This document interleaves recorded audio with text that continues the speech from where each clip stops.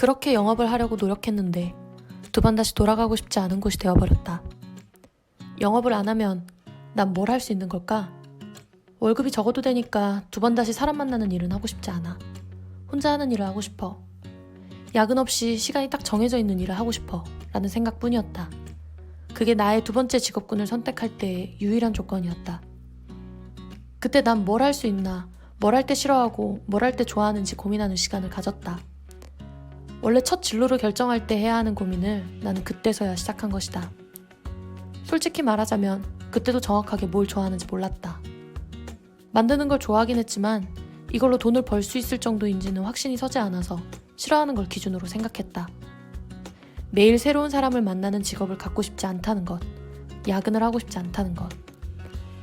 뭘 할 수 있을까 고민하던 중 오래전 배웠던 컴퓨터 과정이 생각났다. 그거는 사람 안 만나고 할 수 있겠다 라는 정말 막연한 생각. 그래서 다시 시작했다. 뭐든 하긴 해야 했다. 학자금을 갚아야 했기 때문이다. 국비 지원으로 자바스크립트와 jQuery 과정을 다시 들었고 이번에는 복습도 했다. 다행히 예전에 한번 들었던 경험 때문인지 못 따라갈 정도는 아니었다. 뇌는 정말 신기한 게 아무리 예전이라도 한번 봤던 것들은 나중에 다시 보게 되면 조금 익숙해지게 되는 것 같다. 그렇게 조금의 재정비 과정을 거친 후 한 중소기업에 입사하게 되었다. 내가 회사를 선택한 유일한 조건은 야근이 없는 것이었다. 물론 100%는 아니지만 예전에 비했을 때는 없는 것과 다름없는 수준이었다.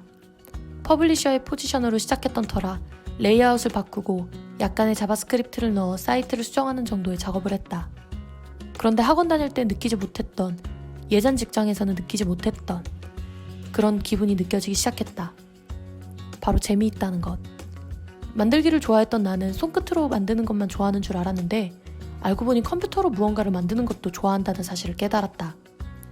그러자 욕심이 생기기 시작했다. 퍼블리싱을 넘어 프로그래밍을 하고 싶다는 생각.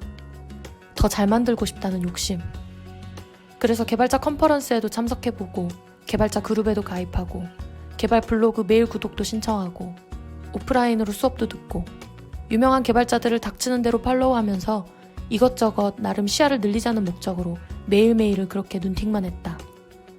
그러자 나에게 다가오는 개발 정보의 양이 점차 늘어나기 시작했다. 그리고 그 기간이 점차 쌓이다 보니 구조가 조금씩 보이기 시작했다. 그렇게 배운 내용으로 프론트엔드의 영역을 조금씩 확장하기 시작했고 업무를 하면서 배운 백엔드와 함께 두 개를 동시에 하게 되었다. 물론 나도 처음부터 다 알아듣는 건 아니었다. 이거는 내가 2018년 8월에 써놓은 글이다. 매우 우울했던 기억이 난다. 별로 어려운 기술도 아닌데 어려워하는 나를 보고 있으면 도대체 왜 이런 것도 못하는 걸까? 전공자가 아니라서 그런 걸까? 내가 바보라서 못 알아듣는 건가? 비전공자들도 잘만 하는 것 같은데 왜 난 못할까? 그런 생각들이 대기번호를 뽑고 기다리면서 내 뺨을 한 대씩 후려갈기고 튀는 것 같은 그런 날. 사면이 꽉 막혀있는 공간에서 아무리 생각을 해봐도 어디서부터 실마리를 잡아서 해결해 나가야 할지를 모르겠다. 도대체 다른 사람들은 어떻게 하는 거지? 그래도 가끔은 또 나름 자아도취에 취해서 비전공자 치고 이 정도면 뭐 나름 선방했네 라고 생각하는 날이 있기도 하지만 이런 날이면 뭘 더 어떻게 해야 할지 모르겠다. 제발 포기하지만 않았으면 좋겠다고 생각했는데 용케 여태까지 포기하지 않았다. 개인적으로 난 뇌가 이해하는 게 아니라 익숙해지는 거라고 생각한다. 이해 안 가는 내용을 1000번을 보는데도 매번 낯설고 무슨 내용인지 모를까? 익숙해지면 생각하게 되고 생각하다 보면 이해하게 된다고 생각한다. 공부 잘하는 사람처럼 써놨지만 개발하고 나서 깨달아서 이미 늦었다. 그래도 새로운 걸 배울 때 늘 이 자세로 임하려고 노력한다. 이런 우울했던 시기도 겪어가면서 배웠던 내용으로 작년에는 모바일 웹앱을 릴리즈했고 웹사이트도 상반기 오픈 예정이다. 그러던 와중에 회사에서는 나에게 크롤러를 해보는 게 어떻겠냐는 제안을 했다. 회사에서 신규 채용의 얘기도 나왔지만 이 포지션을 신규로 채용하기에는 상황이 좀 애매해서 때마침 내가 흥미가 있어하는 것 같으니 나에게 제안을 한 것이다. 예전 회사였으면 정말 너무 싫었겠지만 이때는 그런 기회가 생긴 것이 너무 좋았다. 재밌었으니까.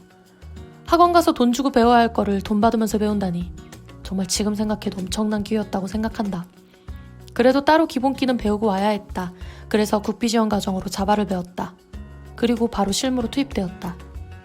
그렇게 2달 동안 80개의 크롤러를 만들었다. 그리고 난 느꼈다.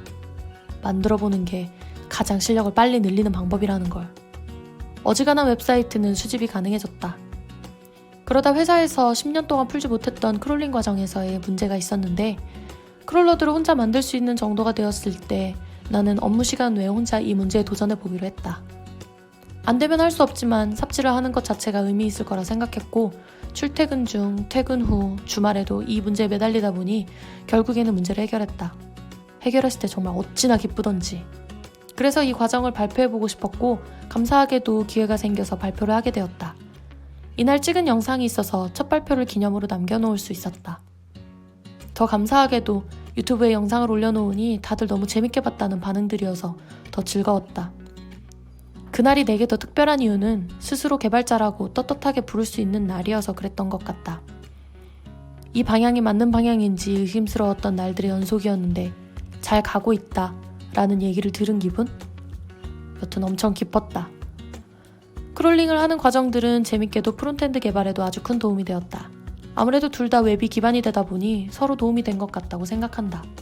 그렇게 나는 현재는 프론트 업무를 주 업무로 크롤링 시즌이 되면 담당하는 크롤러를 관리하고 있다. 그렇게 나는 백과 프론트를 조금 다룰 수 있는 개발자가 되었다. 하지만 아직까지도 스스로가 풀스택이라고 부를 만한 실력은 아님을 알기에 이것저것 하고 있다고 소개하곤 한다. 특히 나의 모든 과정은 독학과 삽질이었기에 협업하는 법이나 코드 컨벤션 등 많은 부분에서 부족하다고 생각한다. 또한 하나를 깊이 있게 알지 못한다는 부족함을 느껴서 이걸 채워야 한다는 무언의 압박감 같은 걸 항상 지니고 살고 있는데 그래서 개발 습관에 더욱 매달리는 것 같다. 이론과 실무가 잘 조화가 되면 좋겠지만 지금 스스로를 생각해보면 난 실무에 치우쳐져 있는 개발자이다. 코드의 효율성보다는 작동이 되는지 안 되는지가 더 중요한 개발자. 개인적으로는 처음 시작할 때는 이론보다 실무가 중요하다고 생각하지만 어느 일정 수준에 도달하면 이론이 뒷받침되어야만이 실무가 빛을 발할 수 있다고 생각한다. 그래서 지금은 이론에 중심을 두고 공부하는 중이다. 여태까지 개발자가 된 이야기였다. 앞으로도 흥미를 잃지 않고 새로운 것에 설레하는 늘 겸손한 개발자가 되고 싶다.